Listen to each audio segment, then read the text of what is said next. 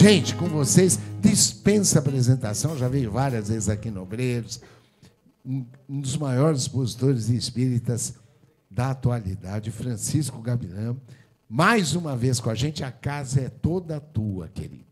Muito obrigado.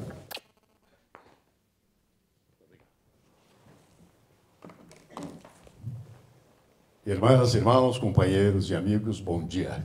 Bom dia. Não estou com muita alegria porque eu sou vegetariano. Como muito alface. Mas aqui é alegria, na verdade. O alface não faz nenhum efeito em nós, tá bem? Muito bem, eu tenho um imenso prazer em retornar e estar com vocês nessa alegria imensa, nessa casa maravilhosa, extraordinária, nosso querido amigo Newton. Eu, antes de ir para o nosso tema, eu queria saber o seguinte: alguém faz aniversário hoje? Tanta gente, não tem, não acertei. É mesmo. Amanhã. Eu ia dizer o seguinte: se não faz hoje, quem faz, vai fazer. Já fez, não interessa mais. Tá vendo? Já comeu bolo, pagou vela, já cantou parabéns. Tá? Quem vai fazer mais próximo de hoje? Você? 29 de julho. Então chega aqui para você receber o meu último livro aqui, tá vendo? De presente. Obrigada. Meus parabéns. Obrigada. Depois, se você quiser desembrulhar, no final eu dou aí para você um autógrafo, tá bem? Esse está funcionando aqui já também? Tá bom. Meus queridos, a temática de hoje é uma pergunta. Renovar é preciso? É preciso em qual sentido? No sentido de necessário? Ou no sentido de um objetivo é correto, é desejável, tal? Dr. Walter me dizia aqui, lembrando Fernando Pessoa, navegar é preciso? Eu vou falar, na verdade, no sotaque, é preciso? Ele dizia, navegar é preciso, viver não é preciso. Aí naquele sentido de correto, justo, adequado, com um objetivo, né? Nós aprendemos, ao largo dessas décadas todas de contato com a espiritualidade, de que, ainda que a temática seja, que não é o caso de hoje, a temática hoje é doutrinária, ainda que a temática seja evangélica, a espiritualidade diz o seguinte: para fixar, para ter certeza da adequação dos ensinamentos evangélicos, e no caso doutrinário, para nós, dá uma olhada na natureza, veja o contexto geral, e aí então nós nos localizamos nesse contexto para ver se nós efetivamente absorvemos, apreendemos, essa palavra é deliciosa. Apreender é interiorizar, não é decorar, nem nada disso, é interiorizar. E é o que nós vamos fazer uma viagenzinha, para nós falarmos de renovação, fazer uma viagenzinha pela natureza, pela criação, e depois disso nós nos inserimos nesse contexto e vamos nos analisar a nós mesmos. Aliás, se nós formos falar mal, vamos falar mal de nós mesmos que estamos aqui presentes. Tá bem? Se vocês forem falar mal de mim, me convidem, que eu sei cada coisa a meu respeito. Muito bem. Na natureza, tudo, absolutamente tudo, é agitação, é trabalho, é, portanto, renovação. Absolutamente tudo. Se nós começarmos lá pelo reino mineral, é um pouquinho de conversa de ciências do meu tempo de ginásio também, mas é válida para nós, tá bem? A espiritualidade diz, vai por aí que dá certo. Muito bem, lá no reino mineral, a impressão que dá de que as coisas estão paralisadas, né? Estáticas. Não dá essa impressão? A matéria em si dá a impressão que está estática, né? Mas nós que escarafunchamos as coisas, a ciência que escarafuncha as coisas, manda nós olharmos uma porção de matéria aí com um microscópio eletrônico. Qual que é a menor partícula que nós conhecemos? Pode perguntar para você, Edinice, bonito, não é isso? Sedinice, é um nome difícil, complexo e bonito ao mesmo tempo. Qual que é a menor partícula que nós conhecemos? Átomo, né? Era mesmo, viu, minha querida Graciele? Era mesmo. 367 anos antes de Cristo. O Demócrito dizia, deve existir, ele não tinha aparelhagem, ele tinha cálculos matemáticos. Deve existir uma partícula tão pequena, que deve parecer não ter corpo. A é não, é negativa, tomos é corpo, átomo. Pois é, essa partícula que a gente conhecia, ao longo do tempo, ela foi, na verdade, sendo modificada, estruturada, e nós fomos nos modificando para apreciar. E aí a gente viu que dentro dela tem um núcleo 10 milhões de vezes menor do que ela, do que o próprio átomo. E dentro desse núcleo tem um monte de pequenas partículas, né? Prótons, nêutrons, quarks, cordas, bóson, e um monte de palavrão aí que a gente não decora, que a ciência coloca aí. O último agora é o bóson, que foi o professor Higgins, fez uma aceleração atômica e descobriu a última partícula aí, que a revista Science, os estudiosos estão chamando, na verdade, de tijolo de construção do átomo. E o Higgins foi entrevistado pela revista e perguntaram para ele, é verdade que o senhor descobriu uma menor partícula que existe? Ele falou, é verdade. Estão chamando de tijolo de construção do átomo. Os repórteres gostam muito de falar disso aí. É verdade que é a menor partícula que existe? Ele falou, até a gente descobrir outra. Está vendo como é que são as coisas? Claro, se a gente for querer se antecipar um pouquinho, lá na espiritualidade, já em 1857, os espíritos já diziam para o Kardec, na verdade, que existia, na verdade, o fluido cósmico universal, que ele, Kardec, também não gostava muito desse nome, que a ciência diz fluido é outra coisa, tal. Aí, mais tarde, lá no livro de Ciência, a Gênese, já se chamou, na verdade, matéria elementar cósmica, que é o princípio causal. Aí sim, é idealmente a menor partícula que existe. Bom, mas vamos lá. Em torno daquele núcleo que tem aquele monte de partículas, tem uma danada, uma partículazinha danada chamada elétron. Esse elétron tem uma velocidade incrível em torno do núcleo. Ele também é 10 milhões de vezes menor do que o próprio núcleo. Olha só, vai ser pequeno assim lá no Embu das Artes, né? Então, e essa velocidade é que dá a característica, a subjetividade do determinado átomo. Com que finalidade? Com a finalidade de estabelecer, com essa velocidade, um campo de força.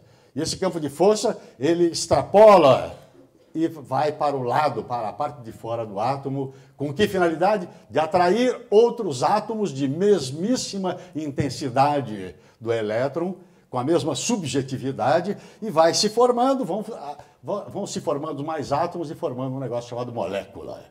E a molécula, agora, então, tem um campo de força muito maior, porque tem uma porção de elétrons em atividade do mesmo sentido, com a mesma velocidade. E daí, então, está havendo uma constante modificação, reestruturação atômica e, portanto, uma renovação na matéria. Agora, eu queria perguntar, que nós viemos aqui para conversar. Tem Billy Knight depois, água fluidificada? Tem, né? Billy Knight de espírita, água fluidificada também.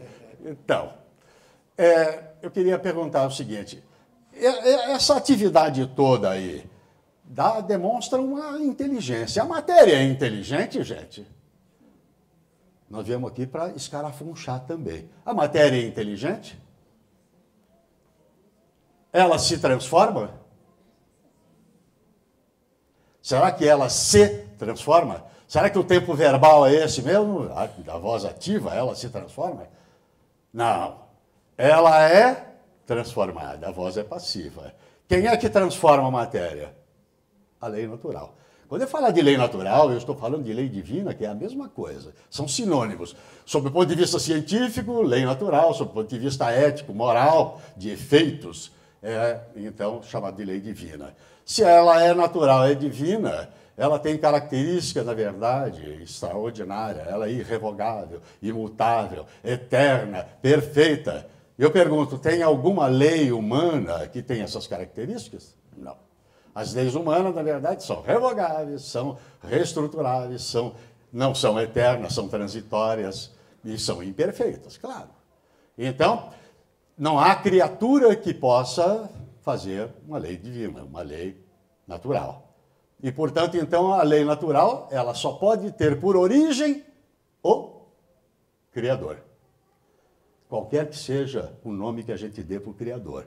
Tem seita, filosofia, religião, grupos de estudo que se referem ao Criador e não chamam de Deus, na verdade, né? Deus, para nós, a palavra Deus na verdade, uma convenção. Porque Criador, sim.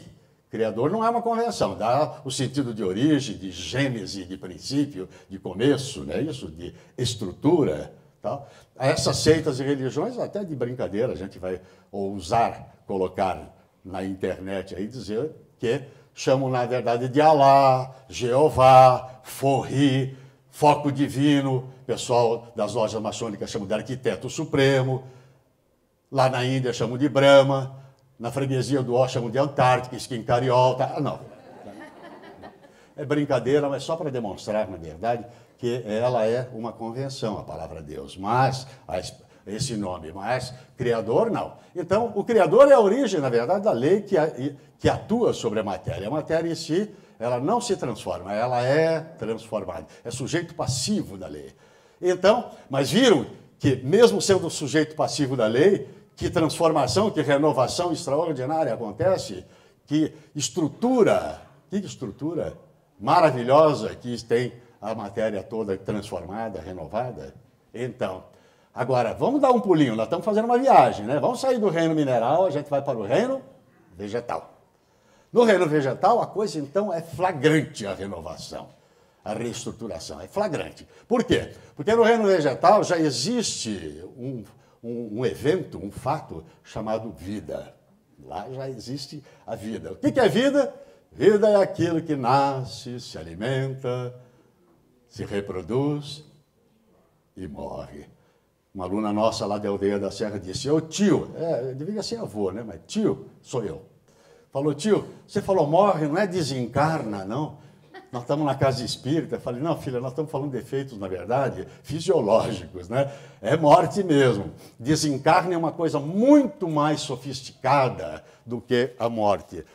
O desencarne é algo preparado, é um ciclo maravilhoso que antecede a morte, passa pela morte e sucede a ela, passa por ela totalmente. Então, realmente, lá já existe o fenômeno, já existe o evento, digo, chamado vida, em que já no reino vegetal há uma reestruturação, há uma modificação estrutural muito grande, uma renovação incrível. Haja vista que há bilhões de espécies vegetais, todas elas tendo por origem um determinado embrião. E a gente vê no reino vegetal, para pegar uma planta superior aí, já crescida, ela, na verdade, ela é fruto dela, está contida numa semente, toda essa estrutura. E essa semente depois, ela vai, cresce, se renova, ela se alimenta, já pega do solo. Ela, aliás, no reino mineral, a gente teria a imobilidade aparente, né? Já no vegetal já tem até uma movimentação para buscar o alimento do solo, aquela coisa toda, né? E alguns, inclusive, procuram fazer a fotossíntese, que é a transformação do alimento através de modificação com relação ao sol, à luz, de uma maneira geral, né? E essas espécies todas são verdadeiras clonagens da natureza através de agentes físicos, chuva, e tempestade, tudo. Não vamos falar ainda de animal, não. Nós estamos falando de instante zero da criação, né? Que faz a reprodução, que faz, inclusive, a miscigenação, faz a clonagem de tipos e espécies, gerando novas espécies. Uma maravilha extraordinária, né? E apenas que ela ainda não tem mobilidade, ela está fixada no solo. Eu, pelo menos, não lembro de nenhuma ocorrência, nem de jornal, nem de revista, dizendo que a espada de São Jorge da casa do vizinho foi convencer a Rosa a uma conversinha do vizinho lá, né? Nada. Mas, dentro dessa nossa viagem, a gente vai para qual reino agora? Para o reino animal. Aí, então, é evidente, é extraordinária a modificação estrutural ao longo do tempo. Seres vieram, estagiaram e acabaram depois dando lugar a outras espécies. Onde é que será que foram, na verdade, aqueles megatérios? Como é que chama aquele negócio lá? Vale dos... Como é que chama aqueles monstros, né? Os dinossauros, essa coisa toda? Onde será que eles foram, hein? Eu estava lendo no André Luiz há pouco tempo, no André Luiz, hein? Veja só, dizendo que o dinossauro, na verdade, deixou hereditários aqui, e o atual hereditário que existe é a galinha nossa. Eu não me perguntem por quê, nem como, mas ele diz que é ela que é o hereditário dos nossos. É por causa dos pés? Ah, lá, o Dr. Walter matou a charada aqui, para a gente, deu um indício, pelo menos, né, deles. Mas, então, quantas espécies extraordinárias, milhões de espécies extraordinárias de animais, que agora já estão num estágio diferente de evolução, já conseguem a mobilidade. Além da vida, daquele exercício de nascer, alimentar, reproduzir, crescer, reproduzir e morrer, além disso, eles já têm a mobilidade, já vão ao encontro dos seus alimentos, da sua manutenção, da perpetuação da espécie, e espécies vão se cruzando, vão se modificando, vão se estruturando, vão se renovando extraordinariamente. A olhos vistos, efetivamente. E mais ainda uma coisa curiosa, nós já temos ali laivos de instintos que parecem já até próximo da razão. São pensamentos, em algumas espécies, pensamentos fracionários, ideias relâmpagos. Apesar de que a gente diz que a nossa cachorrinha lá de casa é inteligente, né? Ainda não é inteligente, ainda ela tem, na verdade, uns laivos de pensamento contínuo e tudo. Se ela fosse inteligente, ela já estaria estagiando no reino hominal, no reino humano, que é para onde a gente vai agora. A nossa estrutura de renovação nos obriga agora a gente ir para o reino nominal. Essa expressão, Newton, reino nominal, é uma convenção também, né? Porque a gente é mesmo o quê? A gente somos o quê? Animais. A gente não gosta muito dessa história. A gente só aceita por questões didáticas, né? Mas quando alguém lembra, na verdade, que a gente é animal, a gente fica um pouquinho preocupado. Eu mesmo me lembro muito bem disso. Tinha uma casa espírita na Casa Verde, que ela ficava e fica até hoje, numa rua que não tem saída. E uma rua que não tem saída, uma ruazinha pequena que não tem saída, todo mundo tem um automóvelzinho, ou quando não tem, ele faz de propósito, com guia rebaixada. Não tem lugar para parar. Eu fui fazer uma palestra, cheguei mais cedo, entrei lá, sabendo que eu ia ter que sair de lá. Mas eu estou fazendo a minha prece, ouvindo a minha música, e parei, desliguei as luzes do carro, e, claro, eu não me dei conta, mas eu estava parado numa guia rebaixada. E aí, não é que abre a janela e uma senhora gritou: "Não para aí, o animal!" Falei, alguém me reconheceu. Então, a gente não gosta, mas a gente somos, né? Na brincadeira. Muito bem. Que tipo de estruturação? Nós estamos falando da matéria ainda, tá bem? Nós estamos falando do corpo fisiológico. A modificação é a olhos vistos. Vocês já consultaram?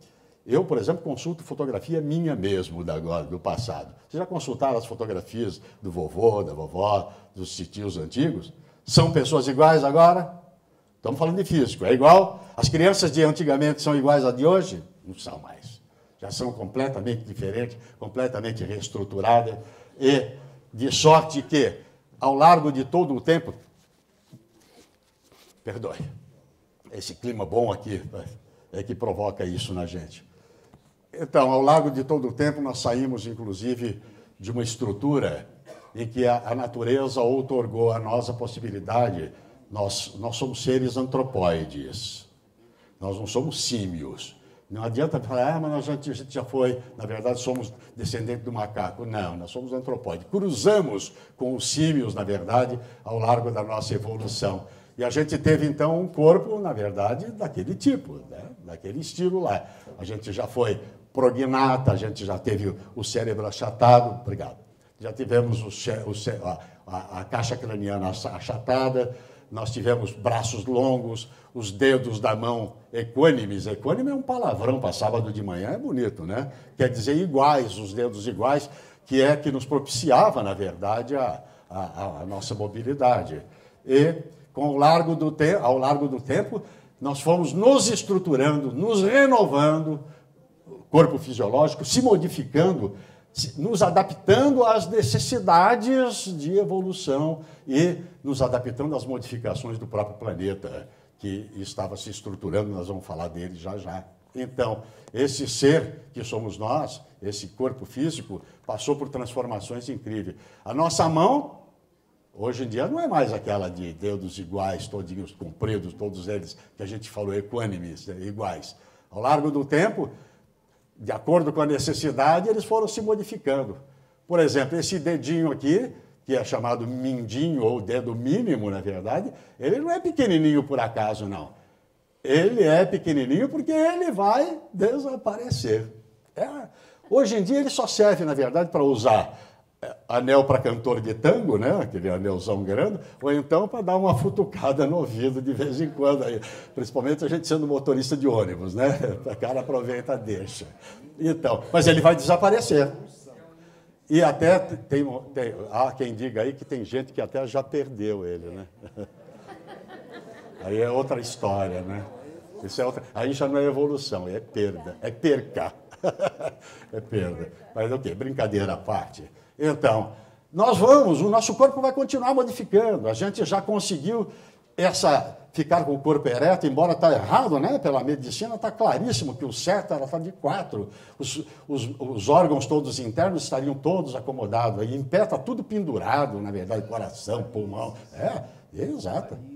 Varize, hemorroida, essas coisas todas que vão dando com essa postura. Mas foi assim que foi a evolução. E mais ainda, ao largo do tempo, os nossos companheiros da medicina dizem isso não. Nós vamos perder como é que chama aquele treco que dói, barbaridade? Apêndice. Isso vai desaparecer.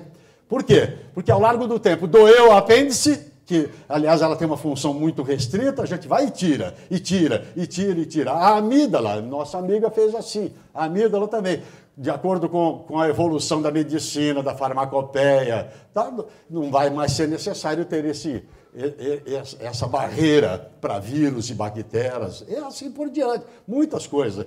Uma coisa que a gente vai perder, eu fico com uma dó incrível dos podólogos e das manicures. A unha do pé vai desaparecer muito rapidamente. Um bilênio aí não vai ter mais unha do pé. Não é mais necessário. Mamilo masculino não é mais necessário. O ímã feminino não será mais necessário. Tudo isso vai desaparecer.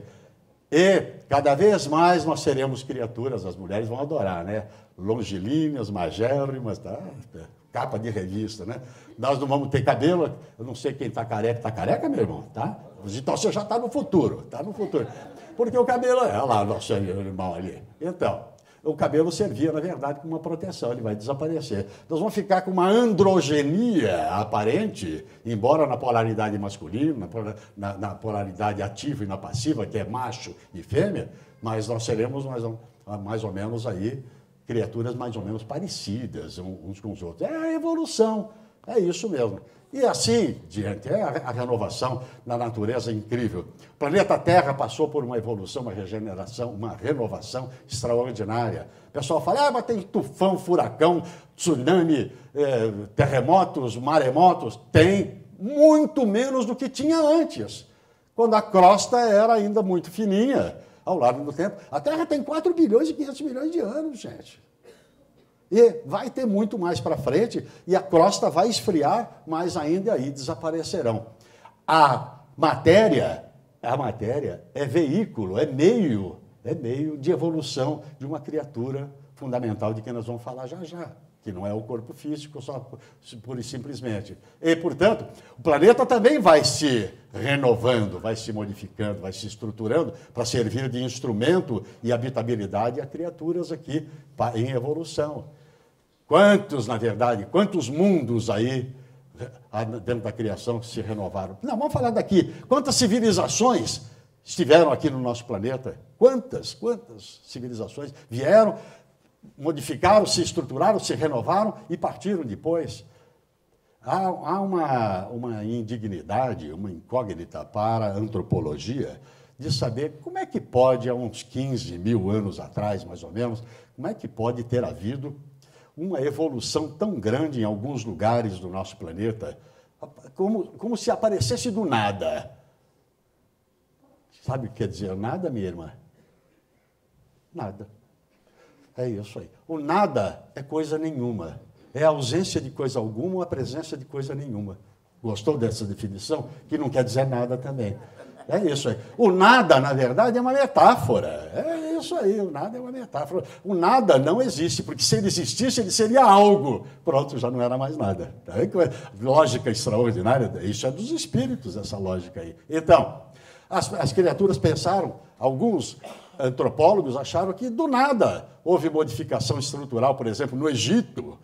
De repente apareceu uma civilização que conhecia física, química, matemática, astrologia, que depois virou astronomia lá para eles, coisas que fizeram construções extraordinárias, maravilhosas, tal.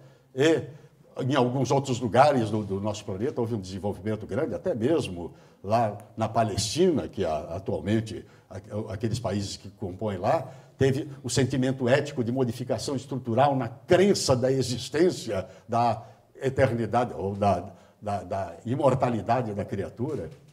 E o que mais é de indignar é a civilização grega. De onde é que de um dia para o outro, ou de um século, de quase um milênio para o outro, apareceram a filosofia, a lógica? Meu Deus do céu. É incrível como é que pode acontecer. Pois é, tem uma explicação. E, desculpe, eu vou dar uma informação a vocês, essa explicação, inclusive, eu passei para um sociólogo extraordinário chamado Fernando Henrique Cardoso. Eu pensei que era, na verdade, fluido cósmico universal, dava FCU, LFHC, quase deu, né? Então, numa rodinha de fogo de discussão política, ele levanta essa questão. Como é que houve como é que o povo grego disse? Eu falei, olha, nós temos uma explicação. Criaturas de outras esferas vieram estagiar em diversos lugares e uma parcela deles no planeta. Trouxeram a inteligência, o conhecimento. Ele falou, e onde está esse povo? Eu falei, picou a mula, já foi embora. É claro.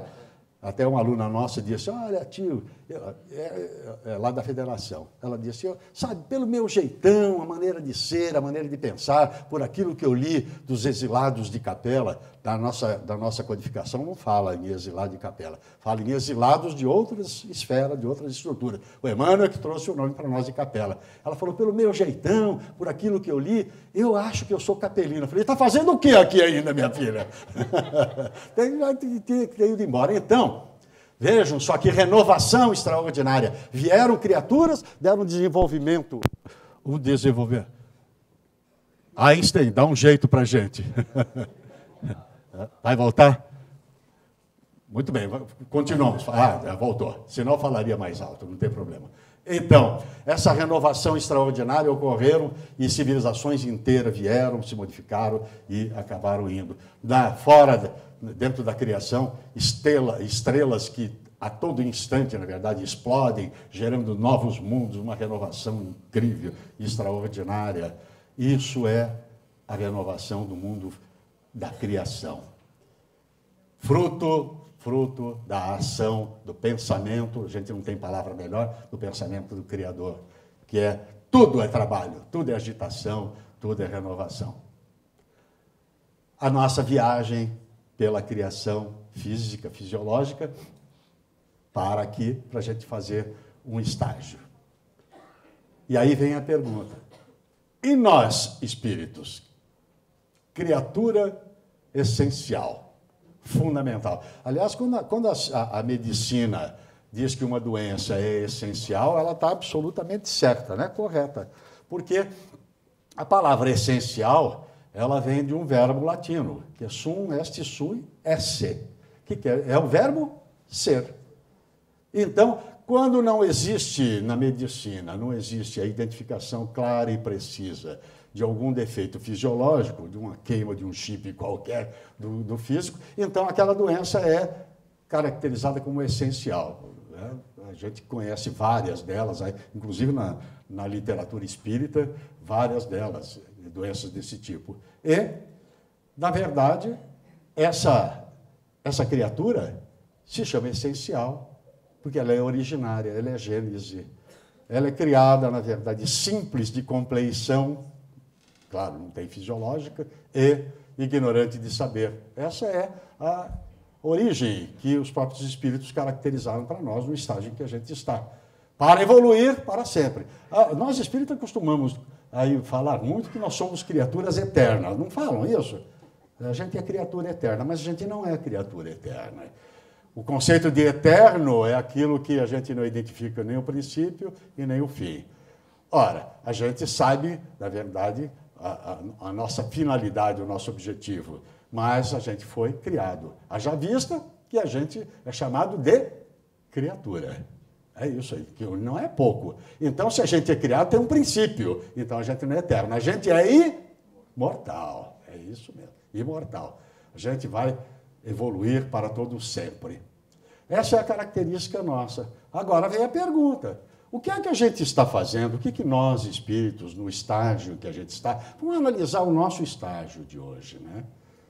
Esse que a gente está vivenciando. O que é que a gente está fazendo para se renovar, para se modificar? Leopoldo Machado, no Tribuno Espírita, coitado, ele fez uma palestra sobre esse assunto. Eu digo coitado, sabe por quê? Porque a palestra foi em 1942, eu já tinha 50 anos naquela época. Em 1942, na Praça da Sé. Imagina que na verdade, que sujeito de peito, na verdade. Na Praça da Sé ele veio falar de espiritismo. Foi preso, foi quase linchado lá, porque não era permitido falar, e ele dizia naquele lá, isso está gravado, não está escrito, foi anotado, ele dizia que o espiritismo ainda vive muito a era da expiação. Como os espíritos nos disseram que o planeta Terra é basicamente ele é um estágio de expiação e provas, o espírito aproveita essa deixa e fala, na verdade eu sei lá o que eu fui, sei lá o que eu fiz, tal. E ele diz o seguinte, não, é preciso, na verdade, o espiritismo abrir a porta do centro espírita para fora e vivenciar o estágio de regeneração. E ele não estava errado, não. Se a gente pegar uma questão que o Kardec levantou e quem respondeu foi o Espírito Verdade, a respeito de quando é que haveria a regeneração, a modificação, a reestruturação, ele fala até de reforma da criatura, e o Espírito só faltou puxar a orelha, o Espírito Verdade do Kardec. Disse, como? Você não se dá conta que há mais de 100 anos que já está havendo uma renovação extraordinária, uma regeneração estrutural, e é verdade. De lá da época que ele estava falando isso, que é 1860 e alguma coisinha, porque isso está lá no livro já Gênesis, que é o último deles, o Espírito estava falando disso, e no século anterior, até aquela época, e até a porta do nosso último século aí, renasceram no planeta Terra a quase totalidade das criaturas do conhecimento humano, de todos os ramos do conhecimento humano. Não é verdade? Na química, na física, na medicina, na arquitetura, na engenharia, na paleontologia, nas artes, na prosa, na poesia e na pintura, nasceram num século só, nasceram todas essas criaturas que são base até hoje para o desenvolvimento do conhecimento humano que nós temos atualmente. É isso aí. Parece, eu dizia sempre para mim mesmo, parece que houve um acordo lá na espiritualidade para, de repente, acabar com a Inquisição, que foi quase um milênio de trevas, e reencarnarem no planeta. Parece que houve um acordo. Não parece, gente. Houve efetivamente uma composição do plano espiritual para modificar a estrutura do planeta Terra, renovar a estrutura ética, moral e do intelecto do planeta Terra.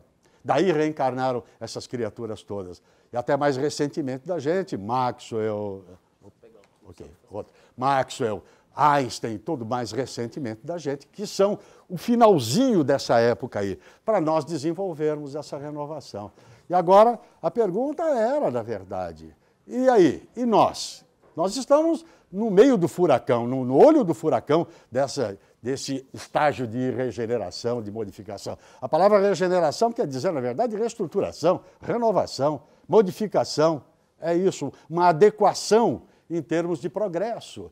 O nosso progresso é ilimitado, é lento e gradual, mas constante, para todo sempre. para o conceito de eternidade, que é para frente, na verdade, que é o conceito de tempo, e de infinito, que é o conceito de espaço, que a gente vai ocupar ao largo do tempo. E a advertência do Leopoldo Machado era essa: o que é que nós estamos fazendo? Por que é que a gente já não vive a época de regeneração?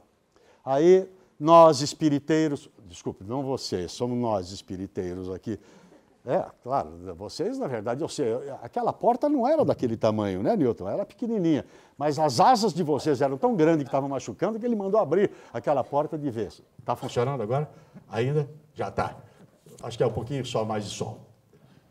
Então, essa postura nossa, esse estágio nosso de espiriteiros, a gente diz, tá bom, o progresso é constante, a gente sabe, tem aí a doutrina dos espíritos, vamos falar só do espiritismo, todas as religiões, na verdade, têm essa mesma tônica, esse mesmo objetivo, que é de religar, é de unir ao mais alto, de dar sentido de infinitude para a criatura, de imortalidade, e de conjugação com o Criador, todas elas. Mas vamos falar da nossa, a gente está aqui numa casa espírita, né? Então, a gente pega e diz, tá bom, os espíritos ensinam tudo isso para a gente, eu já sei que eu sou uma criatura imortal e tudo, mas olha, eu sou desse jeitão mesmo, não tem jeito.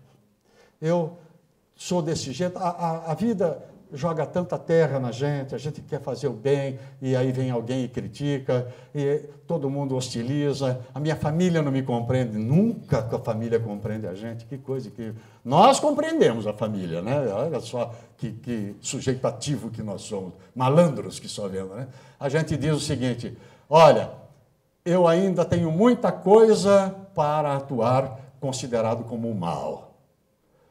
Gente, lembra do conceito de mal? É a ausência do bem. Nossa Senhora. Kardec perguntou para os espíritos, e foi o Espírito Verdade que respondeu, está no livro dos Espíritos como tese isso, hein? Como tese, que é um livro de tese lá. Ele perguntou, o que é o mal? Os espíritos responderam que era o bem. Que coisa, que lógica extraordinária. O bem é estar em conformidade com a lei natural, e a gente é criatura. Nós somos, na verdade, criaturas que atuamos na lei natural. Deveríamos ser bom e justo, porque nós somos criatura, devemos levar e levamos a característica do Criador, de bondade, de justiça, de eternidade e de infinitude. É isso, levamos. E de perfeição. Vamos, mas a gente vai ter que alcançar, vai ter que conquistar isso daí. E aí a gente diz, olha, eu sou legalzinho, tenho aqui meus tropeços, uso meus precatórios, não declaro imposto de renda, eu brigo com os filhos, mando quebrar o som dele, não é desligar, quebrar o som. Eu revido mesmo, eu lá no trânsito, quando o cara me fecha, eu digo paz e amor com o dedo só para ele. E aí a gente diz, por que você faz isso? Aí ele diz, porque é da minha índole. E aí a gente fica pensando, é da índole mesmo, hein? Puxa vida. Vamos analisar isso. Jesus contava história para a gente, as tais parábolas, que era para a gente fixar, né? Para a gente entender e lembrar a história. A gente não faz isso com os nossos filhos, conta as historinhas para eles gravarem aquilo. Pois é. O Esopo, você sabe o que é o Esopo ou não? O Esopo era um contador de história que usa os animais, a natureza, para contar histórias de natureza ética, de natureza moral, para dar exemplo de comportamento ético, de comportamento moral. Pois é, ele nos legou uma fábula, que é a do escorpião e da rã. Todo mundo sabe dela? Que coisa boa, ainda bem, eu posso contar. Se eu falasse, conheço, tá bem, então tá legal. Então, tchau e benção, né? Falava. Muito bem. Escorpião não sabe nadar. O sobrenome dele deve ser Gabilã, que eu também, parafuso, né? Afundo na água. O escorpião não sabe nadar. E ele, malandro que só vê, vamos contar a minha maneira. O Esopo deve ter falado de outra maneira, né? A minha maneira. Ele, na beira do rio, louco para ir fazer uma gandaia do lado de lá do rio. Ele falou, eu não sei nadar, como é que eu faço? E olhou, e viu do lado dele quem? Uma rã, exímia nadadora. E ele, cheio de dengues, já chegou nela e chamando de senhora. Senhora, lado de cara. Ela, pois não. Falou, Eu precisava, na verdade, cumprir um preceito natural de perpetuação da espécie além deste flumen lindo. Flumen é rio, sabe, em latim.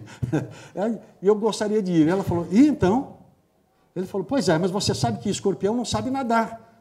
Ela falou, e então? Falou, pois é, você poderia colaborar para o exercício, na verdade, de perpetuação da espécie, colaborar com a natureza, com o exercício da natureza, e você poderia me dar uma carona e me levar para o outro lado do rio, e você ficaria com a sua mente em paz, na verdade, com a sua consciência em paz. Ela virou para ele e falou, tá louco? Você não anda lá no Obreiros, não, porque você, na verdade, está querendo me induzir, me enganar. Por quê? Você acha que eu vou te dar uma carona? Só pode ser nas minhas costas, eu não tenho outro lugar. Eu vou te dar nas minhas costas. E você acha que chega lá no meio do rio, você me pica e eu morro? Ele falou, não, dona Rã, não é a senhora que não anda indo no Obreiros e não está agindo com lógica de raciocínio. A senhora já pensou que se a senhora morrer, eu morro também? A senhora acha que eu vou querer uma coisa dessa? Ela falou, nossa, é verdade. Como ela trabalhava na televisão, ela falou, vem comigo. E ele foi, se aboletou. Sol atrás, ela nadando de olho na sombra, no reflexo na água. E vai. Quando chegou lá no meio do rio, ela parou estática porque ela viu subir o aguilhão, aquele rabo com aquele espetinho, aquele espinho lá. E ela parou estática e ele, pá, bem no cerebelo dela. E ela estrebuchou, gritou. Como é que você foi fazer uma coisa dessa? Pelo amor de Deus, você prometeu, falou em nome da lógica que se, na verdade, se você me picasse e eu morresse, você morreria junto. Ele falou, pois é, dona Rã, eu vou morrer junto, mas saiba, é da minha índole fazer isso. Vale para a gente isso? Nós, espiriteiros, vamos ficar falando, na verdade, é da minha índole, eu vou continuar assim. E espírita ainda tem um negócio terrível, porque ele usa da reencarnação, que é uma chave de ouro extraordinária de lógica, e a gente já vai falar, inclusive, em nome da ciência, isso daí, ele usa da reencarnação para dizer, nessa encarnação não deu, vou deixar para outra. Olha só, a reencarnação não é uma invencionice, não é uma metáfora, não é um sonho. Lá na televisão, outro dia, um companheiro pregador lá disse, eu liguei a televisão, eu tento fazer como o Paulo, eu olho tudo, leio tudo e retenho o que me interessa, né? Então, fui ouvir o que ele estava falando. E, até porque o jogo de futebol estava muito ruim, eu passei para o canal dele lá. Eu peguei exatamente ele dizendo o seguinte, com essa voz, hein, teatral, reencarnação é uma invencionice dos espíritas, esse teco não existe. Imagina se eu vou ter que casar de novo com aquele traste e pagar BNH de novo. E aí eu fiquei pensando, que pena que a televisão não é holística. Que sabe o que é holística? A gente vivenciar a imagem. Era eu tirar um livro que estava atrás de mim, entrar na televisão e falar para ele, olha, não é enfiar na boca dele, não, né? Eu dava o livro de presente e falava, meu filho, não é invencionice de espírita, não, é ciência pura. O maior físico quântico da atualidade chama-se Amit Goswami. Entrem na internet, chegando lá em casa, fuçam na internet, que vale a pena. Ele, aliás, estava aqui há pouco tempo agora, esteve aqui na região, inclusive. E ele tem um livro chamado Física da Alma, em cuja primeira página dele diz, não sou religioso. Que é para ninguém dizer que ele está puxando brasa para a sardinha de esta ou aquela religião. Não sou religioso, ele é filho, na verdade, de um guru hindu. E ele lá, nesse livro, diz o seguinte, o novo paradigma da ciência se chama reencarnação. E aí ele justifica. Não há nenhuma possibilidade de duas coisas. De se pensar na evolução constante existente, ele não fala na criação, eu vou falar criação, a evolução constante, senão nós temos por base a existência de um princípio causal descendente, que as criaturas chamam de Deus. É isso, eles chamam de princípio causal. Descendente, que é, na verdade, nós somos sujeitos pacientes. E a sobrevivência da alma. Ele chama disso, na verdade, de contínuo de existências da criatura. Gente, é isso que a gente é. E a gente vai falar, na verdade, a gente tem uma idade incrível espiritual. Incrível. Incrível. E a gente vem falar que é da nossa índole. Porque essa vivência extraordinária de milhares, bilenares de encarnações que a gente teve é de aprendizado, de aperfeiçoamento. Claro, é para isso que ela é. Por isso que ela é a chave de ouro, que ela dá a relação, na verdade, de causa e efeito no princípio ético e de ação e reação no princípio fisiológico, físico. Porque a ação e reação é um princípio da física e ele tem efeitos para nós. É isso. E explica, na verdade, a possibilidade. E a gente não é de hoje para falar que é da nossa índole, que não deu para melhorar, e a gente vai continuar assim, fica para outra encarnação. Eu me lembro muito bem do negócio de vícios e defeitos. O Milor Fernandes, o pessoal diz que ele é humorista, eu acho que ele é filósofo. Ele disse o seguinte, falando de vício, o vício mais comum que existe, na verdade, é o tabagismo, é fumar. Fumar, as criaturas fumam muito. Ele falou, o vício é adquirido na mesma vida. E, portanto, é possível deixar na mesma vida. Ele usa a seguinte expressão, deixar de fumar é uma baba. A palavra dele, não é minha. É uma baba. Ele diz, é tão fácil que eu já deixei 63 vezes. Em termos de encarnação, é assim. Eu vou deixar, eu tenho 1 milhão de vidas aí vivenciada. Eu vou falar com o pessoal daqui, porque eu sou vampiro e eu fico pegando os fluidos do pessoal daqui. A gente não é de hoje, gente. A gente não é de hoje. Nós somos quase de todo sempre. Sabe, na verdade, a idade dessa nossa irmã? Pode falar para eles? Eu vou falar a idade dela. Hoje eu estou bom de leitura, é uma coisa que... E não é psicometria, não precisei mexer na sua bolsa, nem nada disso, tá? Então, vou falar a idade dela aqui para todos vocês. Desde que essa nossa irmã começou a se ensaiar entre vírus e bactérias aqui no planetinha, para chegar às portas da humanidade, da hominidade, que é o estágio que a gente está. Não é chegar já no estágio que a gente está, que a gente já faz chapinha, engraxa sapato, usa botina, tá? Não, nada disso. É sair do pensamento fracionário, das ideias relâmpagos, tá? Da animalidade inferior, onde a gente estagiou, ninguém foi jacaré, barata, nada disso aqui, estagiou no reino animal e passar para o pensamento contínuo ainda não é razão, só passar para o pensamento contínuo. Sabe que idade que a nossa irmã tem de lá até as portas da humanidade? 15 milhões de séculos. Pode deixar o braço cruzado. 1 bilhão e 500 milhões de anos vos contemplam, ela falou. Ela está conservadíssima. Vocês vão ver depois.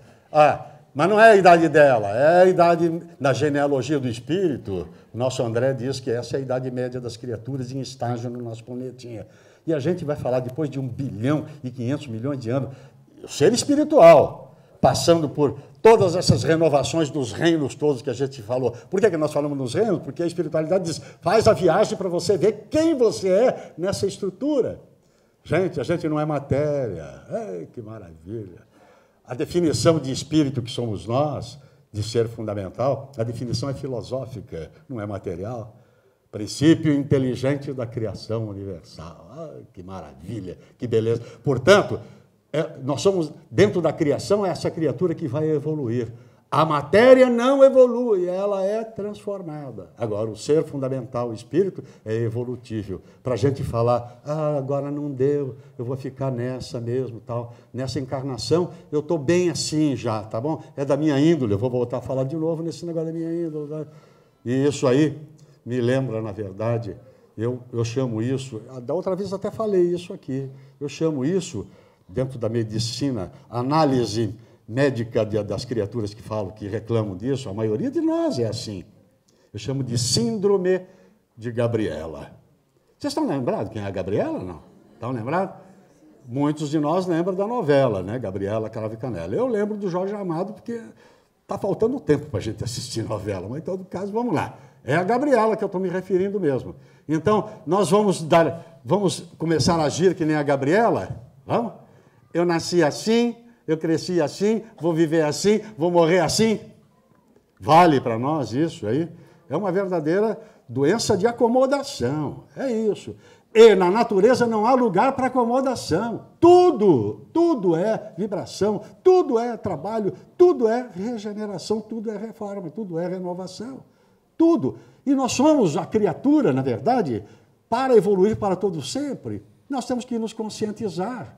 Nós temos que nos conscientizar do estágio em que a gente está. Nós temos que vivenciar no bem. Nós que nos perguntarmos como a espiritualidade nos ensina, o que você é? Gente, se perguntar quem, a gente vai responder. Eu sou o Nilton, Francisco, Walter, a Gabriela, a Manuela, mas não é quem, é que. O que você representa? Sabe qual é a resposta? Assim, cabal, definitiva, eu sou criatura. Meu Deus, e é pouco ser criatura. Eu sou a expressão do Criador. Mais do que criatura, eu sou criatura imortal. Quer dizer, olha que importância. Sabe quem é a criatura mais importante que existe no planeta Terra? É você, meu irmão. É você, é você, é você. Cada um de nós é a criatura mais importante que existe na criação. Por quê? Porque somos uma criatura especial para evoluir. É isso.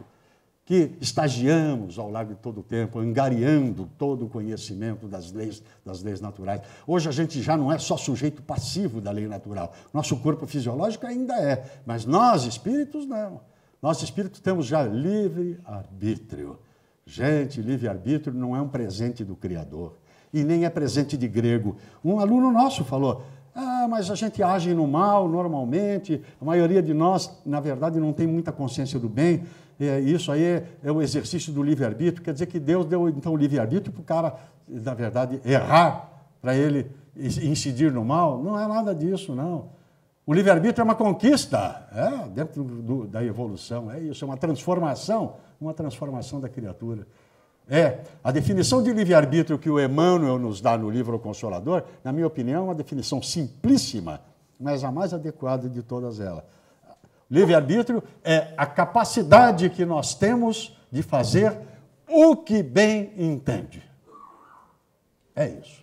Mas sempre tem, graças a Deus, a adversativa. Mas, porém, todavia, contudo, vírgula, temos que assumir, recolher as consequências das ações do livre-arbítrio. É isso aí. É exatamente essa medição que nós espíritas aprendemos ao largo de não ficar decorando versículos, capítulos e frases feitas, tal. Não usar as frases de Jesus assim a olho, ao léu. Eu me lembro de uma cantora, não vou falar o nome não, porque ela é viva ainda, não vale julgar. Vou julgar o raciocínio, não ela, não a pessoa. Essa cantora entrevistada, vejam quanto tempo faz isso, pela Hebe Camargo. Olha só, estava sendo entrevistada, é verdade isso, hein? Entrevistada, e a Hebe falou assim, agora eu vou entrar num negócio que você não deve gostar muito. Vou te perguntar, por que você e o teu marido puxam fumo dentro de casa e os teus filhos presentes com você? Ela disse, sabe o que ela respondeu? Porque eu aprendi que não é o que entra pela boca que faz mal ao homem, mas é o que sai dela. Usar o princípio e um preceito tão extraordinário legado por Jesus para justificar uma atitude dessa não é compatível. Mas a gente traz para mostrar como a gente acaba usando os ditos, os ensinamentos de Jesus, sobretudo. Quando a gente fala de Jesus, não estou falando de mística nenhuma, hein? Não estamos falando de dogma nenhum, estamos falando, na verdade, do pedagogo, do médico de almas, é isso, que legou a modificação estrutural do planeta em termos éticos, em termos morais. Não tem seita, filosofia nem religião que ouse contestar essa magnitude que é a fraternidade e o amor, principalmente aos inimigos, às criaturas que nos perseguem, nos odeiam. Olha que coisa lindíssima, né? E nós, vamos voltar para o nosso contexto. O que é que a gente está fazendo para renovar? Felizmente, nós estamos fazendo alguma coisinha assim. Olha nós na fita aqui. Reunidos numa manhã de sábado, desde logo cedinho, aqui, reunidos, para uma pessoa falar, lembrar uma porção de coisa que a espiritualidade diz e que as grandes criaturas éticas disseram, e a gente fica, as nossas mentes todas atentas aí, e eu sei que espírita não dorme em palestra, né? Não dorme. Depois de que leram no livro dos espíritos que há possibilidade de desdobramento, o espírita desdobra na palestra. E alguns até ressonam, né? Mas essa criatura somos nós que estamos investindo na nossa caderneta de poupança espiritual aqui, agora. É isso, agir no bem. O que a espiritualidade pede para a gente modificar agora, enquanto a gente está aqui, ao lado de nós mesmos, usufruindo desse mundo moderno, extraordinário? Não precisa ficar santinho, não, nem mudar a voz. Esse negócio de a criatura achar que ela na verdade, evoluiu porque mudou a vozinha, queridas irmãs, isso é hipocrisia. Se você é filho de italiano, de espanhol, de português, de judeus, tá? Você fala mesmo desabridamente, fala alto, mexe com as mãos, mas age no sentido do bem, não de desestruturar as coisas, é isso. E o que a espiritualidade pede? Vigia os teus gestos, o teu olhar, e principalmente o teu pensamento. A gente aprendeu na doutrina que o pensamento, junto com a ciência de hoje disse, existe um instituto nos Estados Unidos, que chama de Instituto do Sono e dos Sonhos, que eles estão imprimindo o pensamento numa placa de um material, que eu não sei lhe dizer qual que é, entra na internet, vocês vão ver, em que o pensamento consegue influenciar a matéria. E nós já sabíamos disso. Isso não é galardão nenhum, nem orgulho nenhum. O Espiritismo veio antes, já sabia dessas coisas. Não é isso. A gente anda junto, a ciência. O Espiritismo é ciência andando junto com a outra, que é revelada ao largo do tempo, as coisas vão ser reveladas. Mas os Espíritos já diziam para a gente o seguinte: o pensamento é matéria. E a gente achava que pensamento era um negócio etéreo, fugaz, um sonho, uma metáfora, um negócio, sei lá, sem explicação qualquer. Mas não é, ele é matéria, é isso. A definição real e efetiva dele é de que ele é uma energia. E aí a gente pergunta, vamos consultar o Einstein? Ele deve estar ainda desencarnado, deve responder para a gente. Amigo Einstein, e o que é energia? Porque nós, espírita, não dormimos de botina. O Kardec não dormia de botina, ele perguntava, o espírito falava sim, ele dizia sim por quê? Não por quê? Como jamais? E vinham as explicações, nós também somos assim. Porque para perquirir o conhecimento, é isso. Quando a gente tiver dúvida sobre o conhecimento, bota na prateleira, um dia a gente vai saber. É isso. Nem tudo a gente pode saber num determinado momento. Né? Perguntar aí para o Einstein. Aí vem o Einstein e diz para nós que energia é o quê? Energia é igual a matéria vezes a velocidade da luz ao quadrado. E igual a m vezes c ao quadrado. Significa, então, que energia equivale, é igual, tem o sinal de igual. É a mesma coisa que a matéria numa velocidade de 300 mil quilômetros por segundo vezes 300 mil quilômetros por segundo, que é a velocidade da luz ao quadrado. Quer dizer que a matéria acionada numa velocidade incrível dessa, ela passa a ser denominada de energia.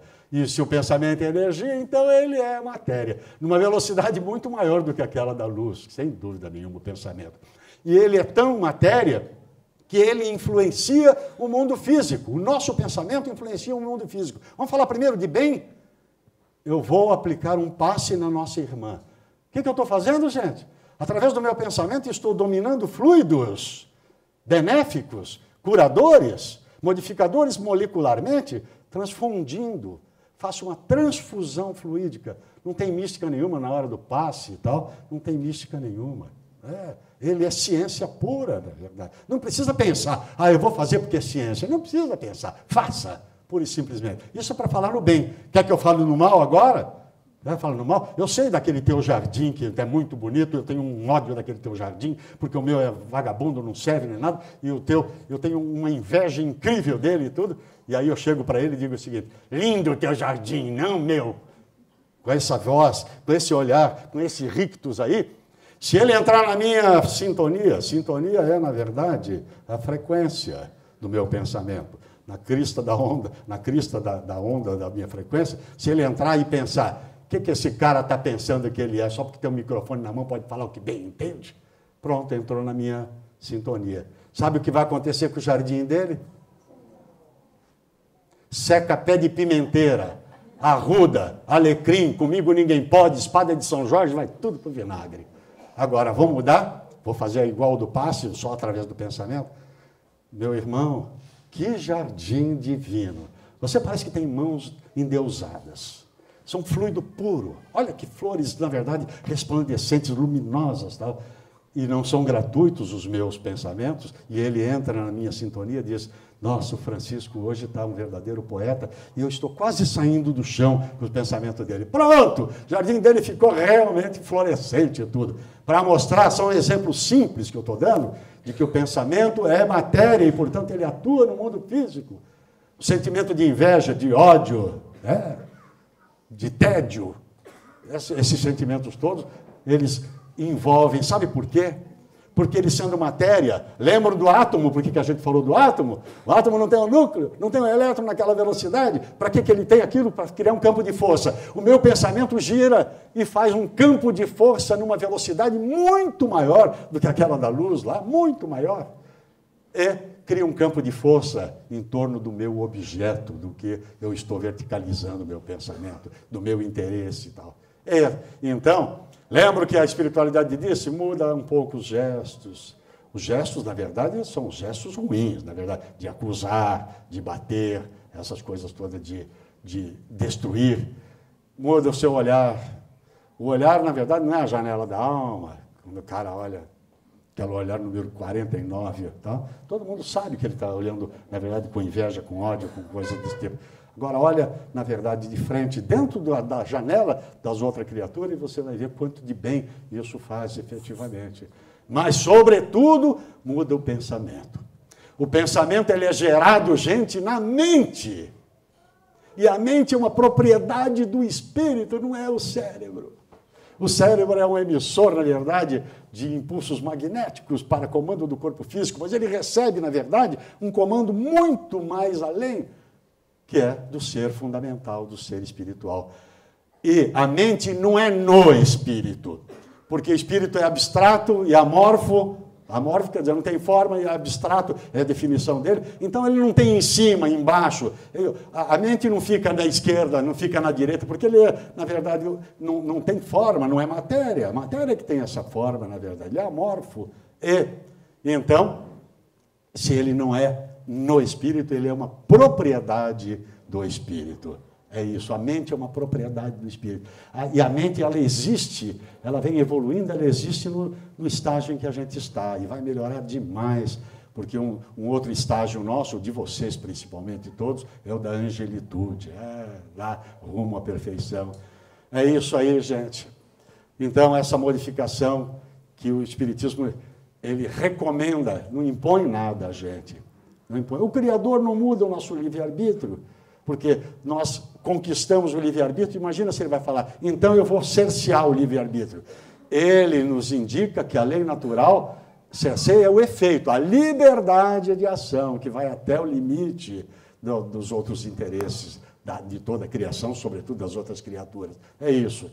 Eu acho que para a gente dar um fecho na coisa, eu acho que a gente deveria lembrar Jesus.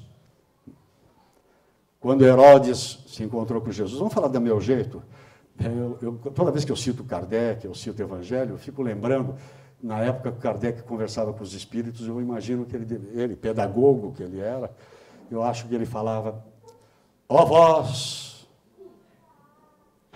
cuja identidade espiritual magnânima, indizível, que floresce e refloresce nos mares que se encapelam por toda a eternidade. Nossa Senhora, se a gente falar com o Espírito hoje assim, ele fala, que língua que esse cara está falando? Com certeza. Então vamos falar a nossa maneira. Herodes disse para Jesus, você muda, você para. Se você não parar, você está abalando a estrutura do império social, econômica e, sobretudo, política, com essa promessa de um reino superior, de uma vida futura, de um embelezamento, na verdade, espiritual. Você para, que você está atrapalhando o desenvolvimento do império. Se você não parar, você poderá, efetivamente, ir para a morte, para o suplício. Se parar, você pode evitar. Vai parar? Jesus disse, jamais. É preciso caminhar agora, hoje, amanhã e sempre. Vale para nós essa recomendação, esse exemplo de Jesus. Nós temos que vivenciar essa melhoria, essa oportunidade desta existência, de a gente melhorar, mesmo que não melhore de tudo, viu, gente? Mesmo que não melhore de tudo, mas aproveitar para toda a eternidade. E vamos terminar com Maria Dolores. Eu sempre gosto de terminar dessa maneira, que a gente falou mal bastante da gente, agora vamos falar um pouquinho de coisa boa, né? E maravilha. Isso aqui se chama Conquista de Luz. Está bem dentro da nossa necessidade de renovação. Diz ela: não creias, alma querida, seja a prova que atravessas a chaga maior da vida, marcando o suplício atroz. Enquanto expõe o que dizes, há corações pela estrada tão tristes, tão infelizes, que a dor lhes consome a voz. Esse carrega desgosto regado de pranto oculto. Aquele, em pleno tumulto, sente angústia e solidão. O outro tem tanta amargura que treme quando caminha, de alma cansada e sozinha, caindo em perturbação. Esse transporta doenças, embora a expressão correta. Outro tem mágoa secreta, disfarçando o próprio eu. Aquele chora e tropeça na penúria em que se arrasa. Outro viu a morte em casa, revoltou-se e enlouqueceu. Alma irmã, tolera e aceita a provação recebida. Abençoa a própria vida, seja essa vida qual for. O sofrimento onde esteja é a luz com que Deus nos guia nas lutas do dia a dia para a conquista do amor. Muita paz a todos nós.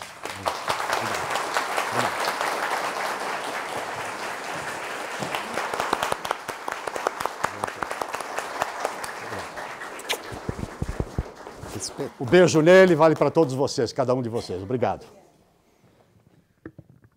Que aula de evangelho, hein? Que espetáculo. Renovar é preciso. Sempre, sempre, sempre, sempre. Eu conto que uma vez estava andando no shopping e tinha uma placa na porta de uma loja escrito assim: estamos em reforma para poder atendê-lo melhor. E eu falei na época para minha companheira, eu falei assim, eu queria pendurar essa placa, roubar e pendurar nas minhas costas. Que a gente tem que estar em reforma constante para atender ao outro melhor e a nós. Porque a nossa felicidade não está na gente, está no outro. O Francisco falou de princípio inteligente. O espírito é o princípio inteligente. Nós somos princípios inteligentes, até as loiras, viu, gente? Todo mundo é princípio inteligente. Todo mundo, mas a gente age como se não fôssemos. Agora, minha sogra é loira, por isso que eu falei. Mas a gente tem que lembrar uma coisa. André Luiz diz que as nossas células são princípios inteligentes rudimentares. Elas são também princípios inteligentes. Só que nós somos um conglomerado de 100 trilhões de células. Sabe o que isso quer dizer? Que cada célula nossa, do nosso corpo, é um princípio inteligente. Rudimentar, mas é. E assim como nós temos memória, cada célula nossa tem memória.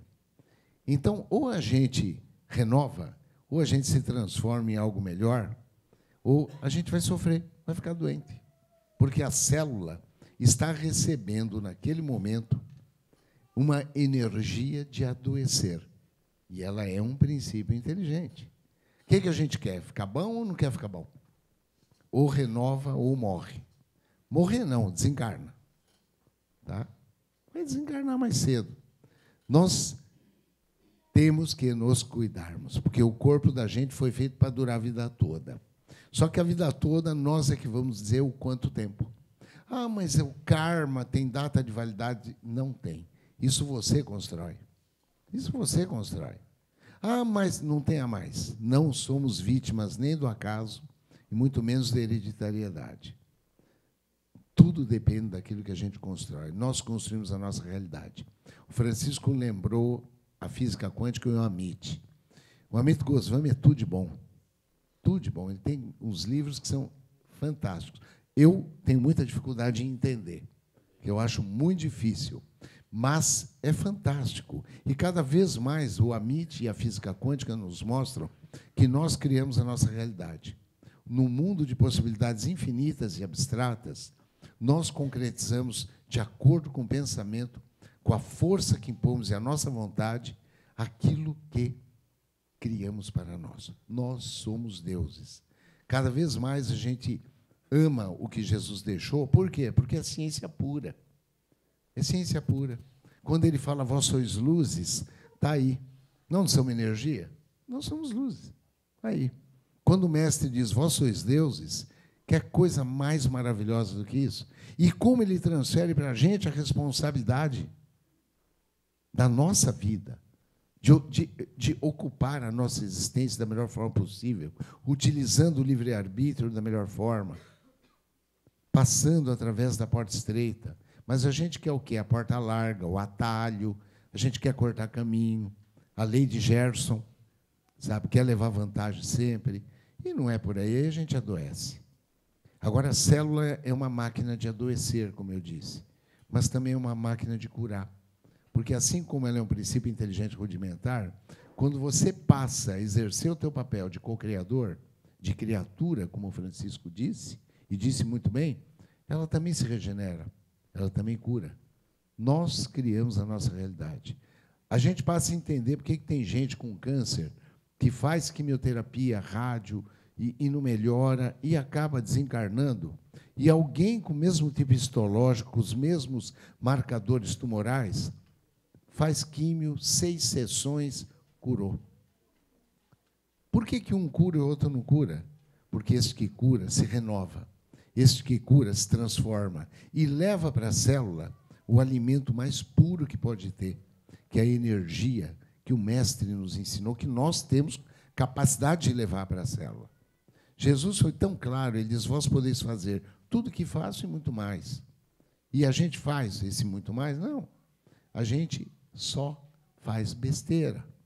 Eu sei que aqui não, mas as pessoas são fofoqueiras, falam mal dos outros, têm inveja, têm ciúmes, baixa autoestima, vive pelos cantos reclamando, ai, meu Deus, tudo comigo, tudo acontece comigo. Sabe por quê?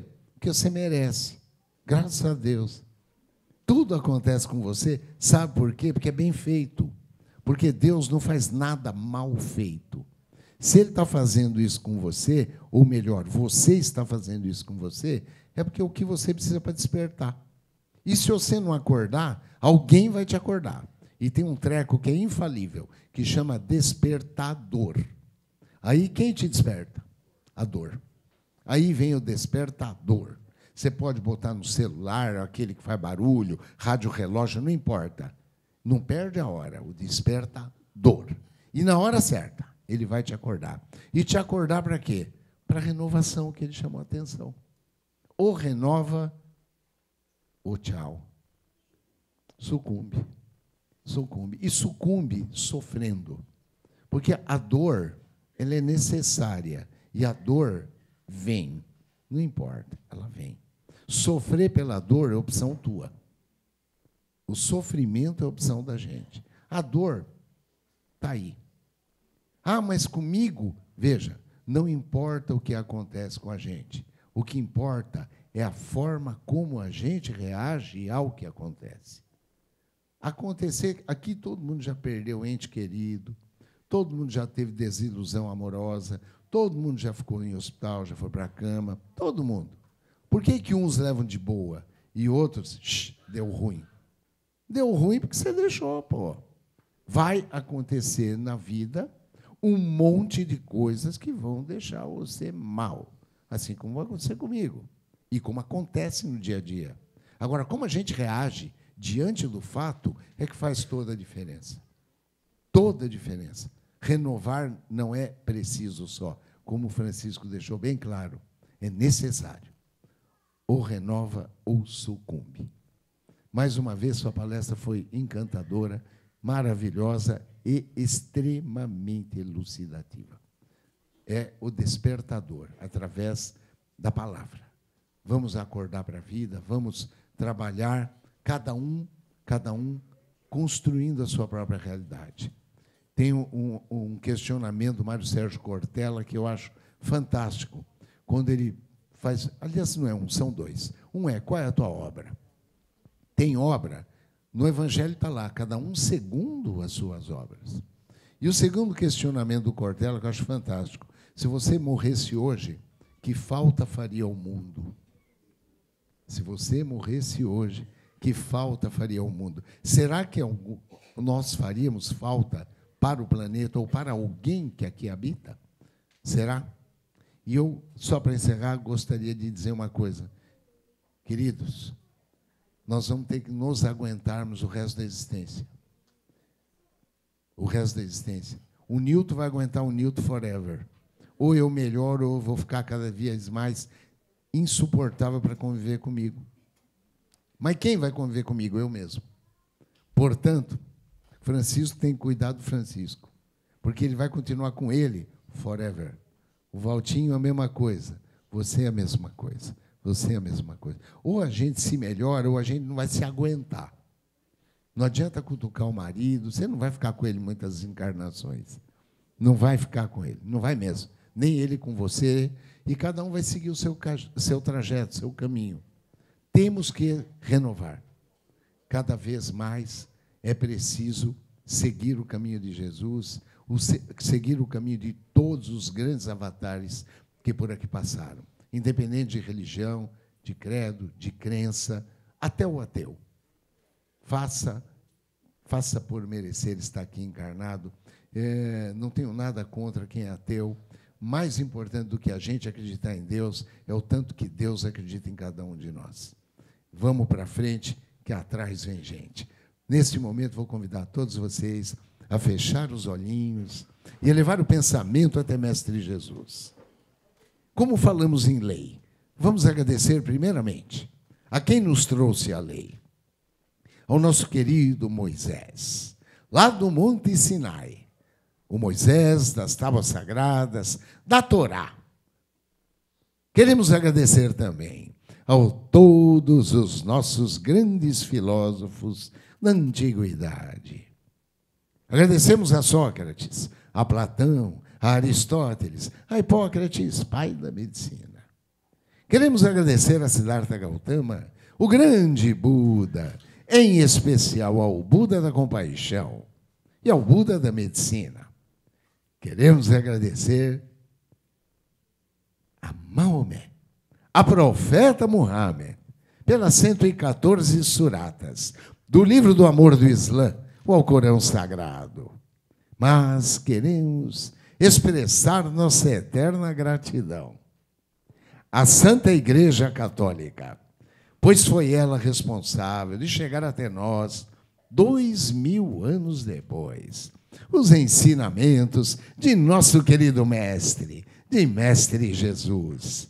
E assim, lembramos de Francisco de Assis, do grande Agostinho, de Dom Bosco, o primeiro a trabalhar a diversidade religiosa, a São João Paulo II, ao atual Papa, por que não, a Papa Francisco, e a elas, pelo exemplo dado a toda a humanidade, da prática do amor ao próximo, a Madre Teresa de Calcutá, e a nossa mentora querida, Evangelho Vivo da Bahia, irmãzinha querida, Irmã Dulce. Queremos agradecer ao professor Rivail, conhecido como Allan Kardec, por esta fantástica doutrina que tanto nos conforta e nos ensina que fora da caridade não há salvação. E ao grande médium de Jesus, o maior dos brasileiros de todos os tempos. Poucos entenderam a dor humana quanto ele. Humildade, exemplo de humildade, lá de Pedro Leopoldo, lá de Uberaba, das Minas Gerais, Chico Xavier. E, por fim, vamos agradecer ao médico dos médicos, ao médico de almas, São Lucas o Lucano, que, de acordo com alguns autores, reencarnou, depois de tantos séculos, no Ceará, Brasil, pátria do Evangelho, como o doutor Adolfo Bezerra de Menezes Cavalcante. E a ele e a sua equipe, que nós confiamos, todo o tratamento, todo o trabalho de cura, de autocura, nesta manhã. E assim vamos recebendo, da pátria espiritual, esta cascata de luz que cai sobre nós. Muita luz, luz de todas as cores, de todas as frequências, específicas para cada um. muita luz que caindo sobre nós, lentamente, criando uma psicosfera de cura, de autocura, vai aos poucos sendo reabsorvida pelo chakra coronário no alto de nossas cabeças, limpando a nossa tela mental de todos os maus pensamentos. Luz, muita luz, que reequilibra o chakra frontal. Higieniza o laríngeo, nos humaniza no chakra cardíaco.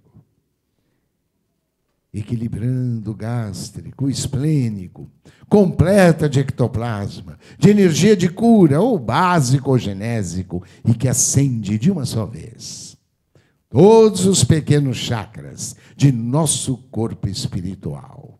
Agora sim, somos luzes, luzes, luzes. Equilíbrio dos corpos sutis. Muita luz que continua caindo.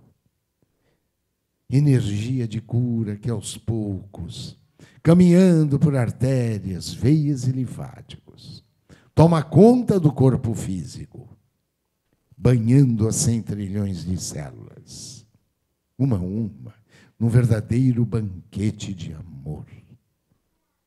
É a regeneração do corpo físico. Receptores de membrana trabalhando. Organelas citoplasmáticas trabalhando em conjunto. Mitocôndrias produzindo e armazenando energia de cura. É o núcleo celular se dividindo de uma forma rítmica, fisiológica, harmônica, evitando o crescimento de nódulos, de cistos, de tumores, de câncer, de metástase. Nós podemos nos curar, o mestre disse. Nós podemos, com força, coragem, vontade, fé. E assim, já sentindo a cura. Vamos agradecer a Mestre Jesus. Todos juntos, numa só voz, através do hino de amor que o Mestre nos ensinou e que certamente um dia ainda irá unir todos os países, todos os povos, todos os credos, todas as raças, todas as religiões, toda a humanidade, num só coro de Pai Nosso que estás nos céus.